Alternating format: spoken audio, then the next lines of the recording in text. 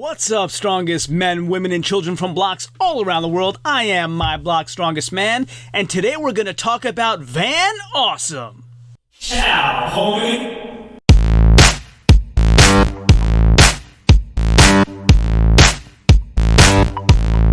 Welcome to My Block's Strongest Man, where we bring attention to the world of strongman and show you how you can mimic those activities using everyday objects all around your own property. If you haven't done so yet, consider subscribing and remember to hit that bell button for all notifications so you'll know whenever I provide all the valuable content every Monday, Wednesday, Friday, and Saturday. So without further ado, on to today's topic. Is Van so awesome? He's so awesome because he got chosen as the winner to be flown out to the inaugural Brian Shaw Classic 2020, and he's out there typing his little words in the Shaw Elite Club community telling us how great of a time he's having. This guy is actually posting photos of him in the car with the competitors. I mean, he is awesome. You cannot deny. So what I want to do today is give you some predictions on how Van Awesome would do if he were competing against the Shaw Classic competitors because, hey, he's buddying up with all of them. It's a matter of time until they ask him to do a yoke. So how would Van Awesome do if he were competing against these guys? I'm going to give you a full prediction breakdown like I did for every other competitor starting right now. So, who is Van Awesome? Well, here's his YouTube channel, and as you can see, he's a very active guy, a massive man, like started off well over 400 pounds, 427 I believe it was, and he's had a body transformation not unlike Terry Holland's, slimmed down to at least a 90-pound weight loss, he says right here, and I'll show you some of the amazing athletic endeavors this guy's done, and you will think what I think, which is he could have a chance here. So if you take a look at his YouTube channel here, you'll see the cat lift, and again here, this one right here, that cat lift is really impressive. I mean, it would be more akin to one of the strongman events of yore when they had to hold the axe out in front of them like Jeff Capes did in the strongman competition with Sigmarsson and Bill Kazmaier. So doesn't necessarily translate to a Shaw Classic event, but we can look a little further and we'll see he does some surfing. So right here, I mean, take a look.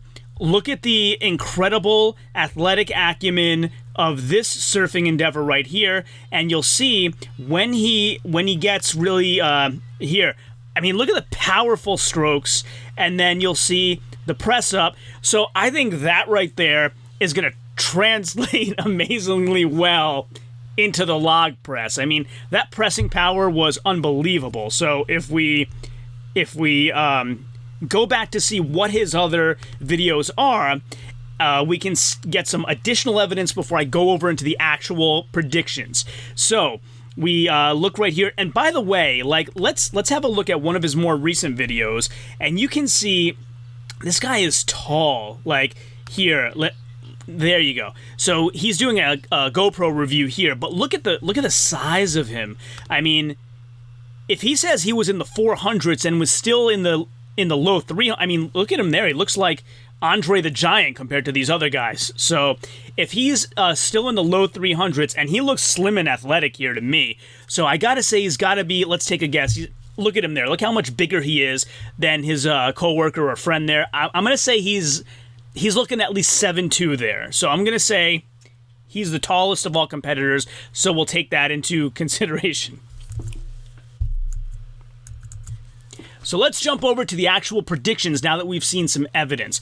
So again, now we have to adjust because I'm not going to kick any other guys out based on him being in the competition. So we had 10 competitors, and this is what I said last time. I said Alexi would win, Jerry Pritchett 2, Brian Shaw 3, followed by JF Caron 4, Kevin Ferris 5, Maxime Boudreau 6, Adam Bishop 7, Troy Mitchell 8, Terry Hollands 9, and Luke Stoltman 10. So the question today is, have my predictions changed based on the probability or possibility that Van Awesome could be competing against these guys?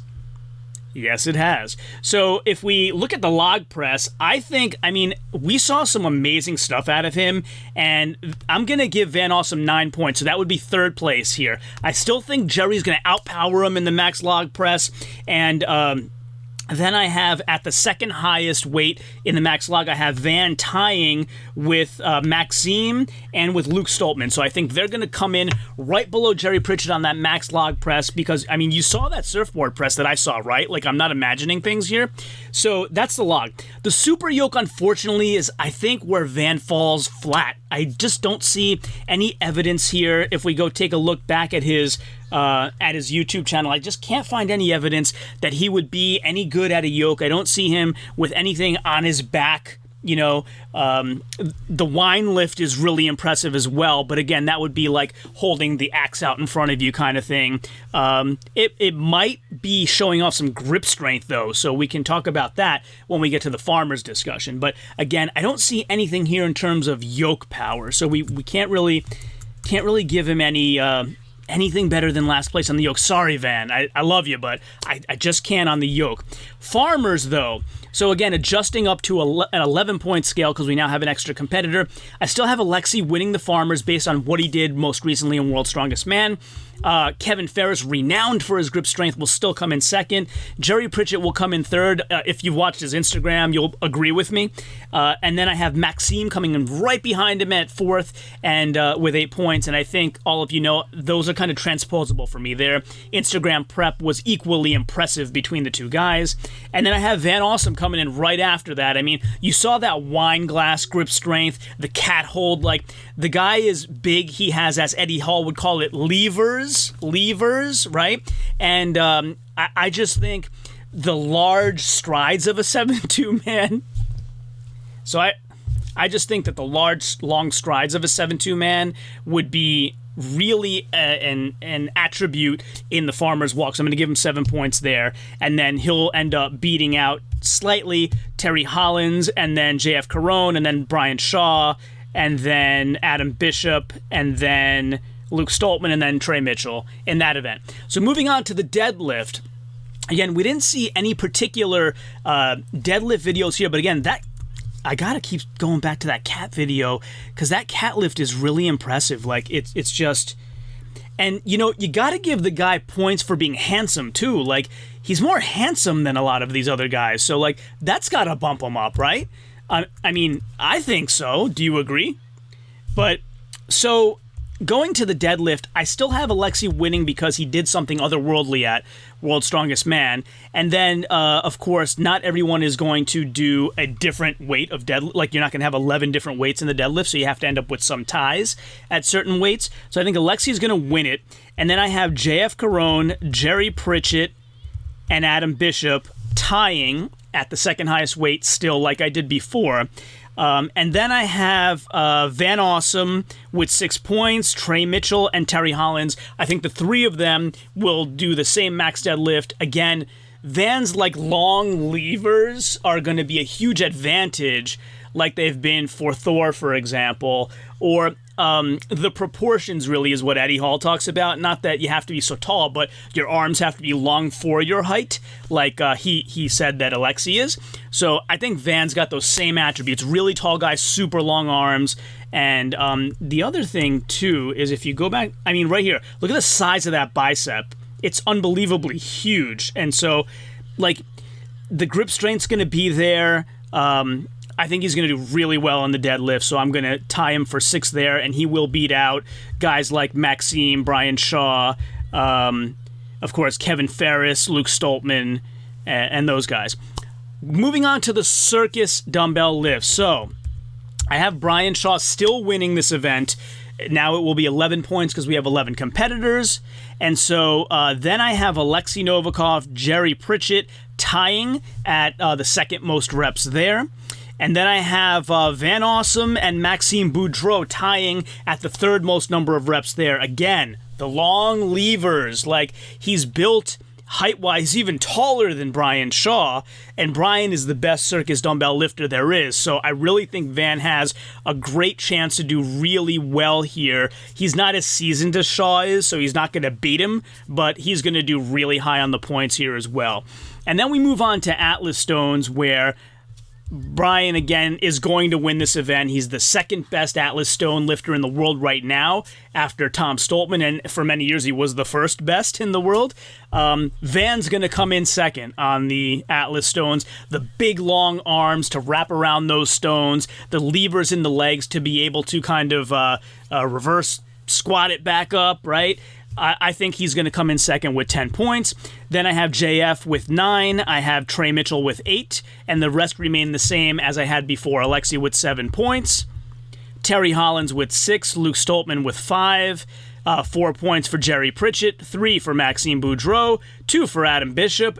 And 1 for Kevin Ferris. So, what does that say about the total points and the placings? Have they changed? So again, my podium last time was Alexei Novikov 1, Jerry Pritchett 2, Brian Shaw 3. But if we consider the possibility of Van Awesome jumping in there because he's become such good friends with these guys, how has he changed things?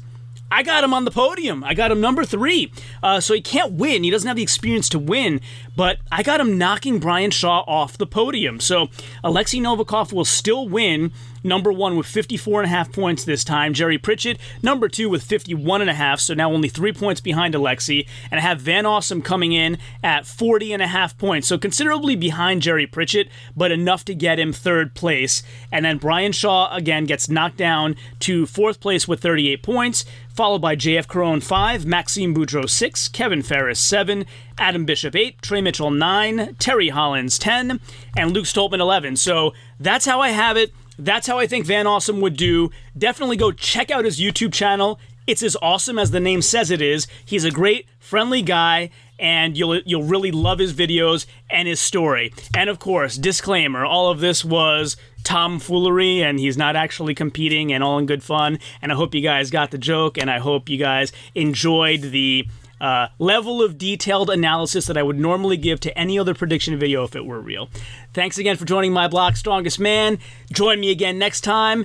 I've been posting almost every day. I appreciate all of the comments and the community that you're putting together for me. And of course, until next time, ciao, homie. So if you like this video and want to learn more about any of the products I described during this video, make sure to check out the links in the description below. So if you like this video and haven't done so yet, please consider subscribing using that button right there. And also, stay tuned for some other videos that you might love blooping up right there. This one is the one that YouTube thinks that you will like the best, and this one is the one that I think you will like the best. As always, share this with everyone, and until next time, ciao, homie.